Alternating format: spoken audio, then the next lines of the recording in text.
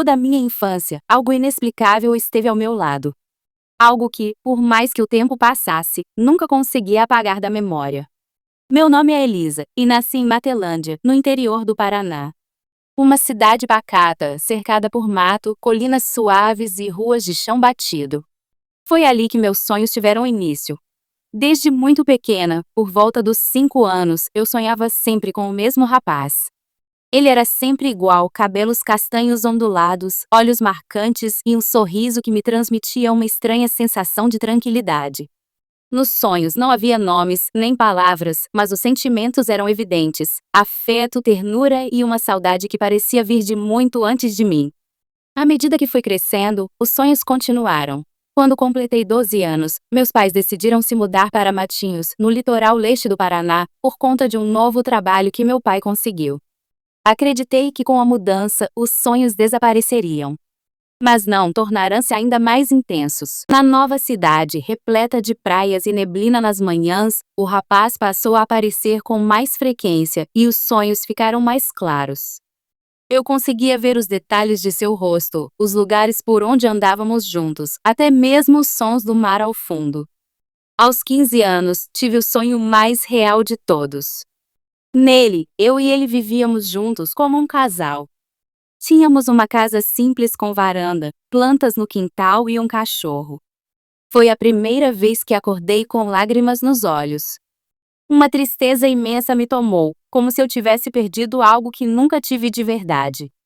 Mas tudo mudou quando fiz 17 anos.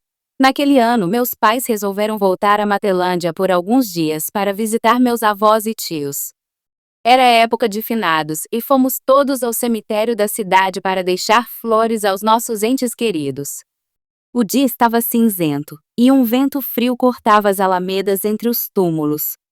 Enquanto andava entre as lápides antigas, algumas cobertas de musgo, outras partidas pelo tempo, algo me fez parar. Foi como se uma energia invisível me puxasse para a esquerda.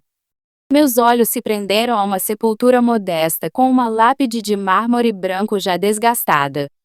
E ali, no centro, havia uma fotografia. Um retrato oval, levemente desbotado. E era ele. O rapaz dos meus sonhos. Meu coração parou. Por instantes não escutei mais o vento nem o som da minha família conversando ao longe. Era ele. O mesmo rosto. O mesmo sorriso sereno. Abaixo da foto estava escrito: André Luiz da Costa, 1972 a 1989. Eterno em nossos corações. Ele havia falecido muitos anos antes do meu nascimento. Fiquei imóvel, olhando aquela lápide como se o mundo tivesse perdido o sentido.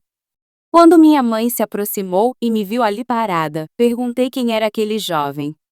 Ela olhou rapidamente e disse que ele havia sido um vizinho de rua, filho de amigos da família, que morreu num acidente de moto aos 17 anos. Naquela noite, não consegui dormir. Revi cada sonho, cada traço de seu rosto, da casa onde vivíamos no sonho, da nossa vida imaginada. Ou seria recordada? Nos dias seguintes, tentei encontrar uma explicação lógica. Talvez eu tenha escutado falar dele em alguma conversa na infância e minha mente construiu um rosto a partir disso? Mas nada fazia sentido. Eu sonhava com ele antes mesmo de aprender a ler.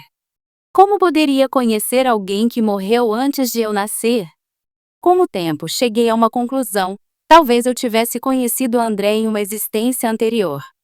Talvez nossa ligação fosse antiga, profunda, e os sonhos fossem apenas fragmentos de algo que existiu antes, em outro tempo, em outro plano. Mas o mais impressionante aconteceu depois daquele dia no cemitério. Nunca mais sonhei com ele. Foi como se ele tivesse se despedido. Como se a revelação daquela foto fosse a última peça que faltava para que ele seguisse adiante, ou para que eu seguisse. Hoje, anos depois, ainda guardo na memória o seu rosto com nitidez. Às vezes, ao passar por uma rua silenciosa, ouço uma risada parecida com a dele. Em algumas manhãs enevoadas, o cheiro do mar me traz a lembrança daquela casa dos nossos sonhos. Mas sei que não voltarei a sonhar com ele. E talvez essa seja a maior prova de que, de alguma forma, nossa história foi real.